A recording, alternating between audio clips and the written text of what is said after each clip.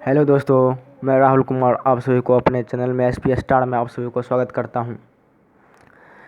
और जैसे कि आज मैं आप लोग देखे होंगे थंबनेल में एक कौवे की चाहत। जी हाँ दोस्तों, एक कौवे की चाहत। और इसी से रिलेटेड मैं आज आपको बताने जा रहा हूं। तो एक कौवा था जो पेड़ पर बैठकर रो रहा था। और उधर रास्ते से एक महात्मा जी निकले। और निकलते ही और कुछ दूर जाने के बाद पेड़ के पास पहुंचा।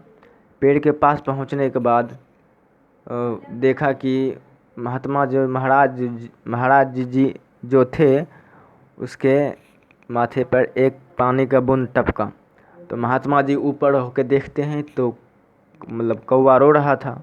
तो महात्मा जी ने बोला, क्यों रोते हो, क्या तकलीफ़ है?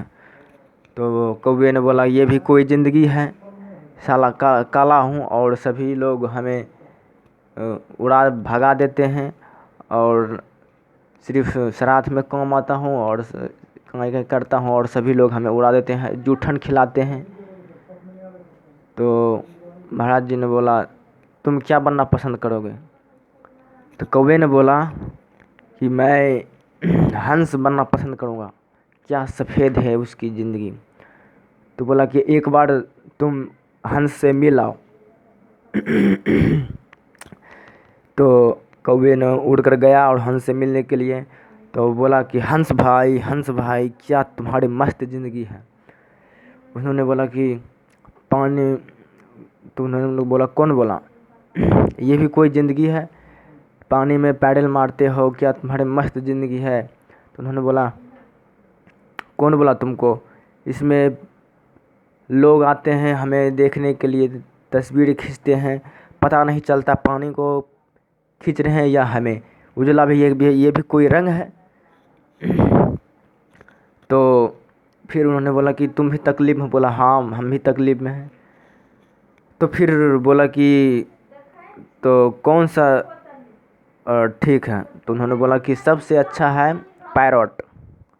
तो बोला पैरोट? तो बोला हाँ पैरोट। तो बोला ठीक है, मिलते हैं पैरोट से। तो वो भी दोनों निकल पड़े पैरोट से मिलने के लिए। पैरोट के पास गए, एक पेड़ के पास गए। पेड़ के पास जाने के बाद 3-4 चक्कर लगाए। 3-4 चक्कर लगाने के बाद फाइनली तोता उसे मिला। तोता मिलने के बाद उन्होंने बोला कि पैरोट भाई क्या तुम्हारी मस्त ज़िंदगी है? तो उन्होंने बोला कि साले तुम 3-4 चक्कर लगाए, उसके बाद हमने मिला, ये भी कोई ज़िंदगी है? साला पेड़ में मिल जाता हूँ। तो उन्होंने बोला कि ये तुम भी तकलीफ़ हो? बोला हाँ हम भी तकलीफ़ में हैं। तो बोला कि तुम्हें तो लोग सभी मिट्ठू मिट्ठू कह के बुलाते हैं कि का गाजर मिर्ची और बहुत सारे तुम्हें खिलाते हैं लोग, तुम्हें पालते हैं, तुम्हें तस्वीर खींचते हैं। तो बोला मैं भी दुखी हूँ। तो उन्होंने बोला कि तुम्हारे हिसाब से कौन सा पक्षी अच्छा है? तो उन्होंने बोला सबसे अच्छा पक्षी मोर है। उन्होंने तीनों मिलकर फिर मोर के पास गए। तीनों मोर के पास जाने के बाद उन्होंने बोला, मोर भाई क्या तुम्हारी मस्त ज़िंदगी है? तो बोला कौन बोला रे? तो बोला तुम भी तकलीफ़ में हो? बोला हाँ। बोला कि इधर कल परसों ही मेरे माँ को मारा गया और उसको पकड़ कर पूरा पंख उखाड़े गए, लोग उखाड़े गए। उन्होंने तोता ने बोला कि तुम्हारा तो मस्त ज़िंदगी है, लोग तुम्हें नेशनल बर्ड कह के पुकारते हैं, लोग तुम्हें किताब में पढ़ते हैं, तुम्हें तस्वीर खींचते हैं तुम्हारी। और वर्षा का टाइम आने पर लोग तुम इंतज़ार करते हो, जब नाचते हो ना बाबू, क्या तुम दिखते हो। तो उन्होंने बोला कि ये सब कुछ भी नहीं होता है भाई, मेरा जो है ना माँ को मारा गया है और उसका एक बाल उखाड़ा गया है। और ये जो तुम बोल रहे हो ना, ये सब कुछ भी नहीं है, ध्यान से सुनो। तो उन्होंने ध्यान से सुनने के बाद कुछ आवाज़ें आ रही थी जो कि कुछ पहेलियाँ की आवाज़ थी, और जिसे शिकारी बोलते हैं। और उन्होंने बोला कि ध्यान से सुनो, तो कुछ खटखट की आवाज़ आ रही थी। तो धीरे सभी लोग छुप गए और छुप जाने के बाद पहेलियाँ जब चले जाते हैं तो उन्होंने बोला देखो ये पहेलियाँ गए, ये कब शिकार बना लेंगे किसी को पता नहीं चलेगा, लेकिन तुम जो है तुम्हें तो कोई शिकार भी नहीं कर सकते हैं, तुम्हारी मस्त ज़िंदगी है। काले कौवे को बोला, ना ही तुम्हें कोई मार सकेंगे और ना ही तुम्हें कोई शिकार कर सकेंगे, सबसे अच्छा ज़िंदगी है तो काले कौवे की।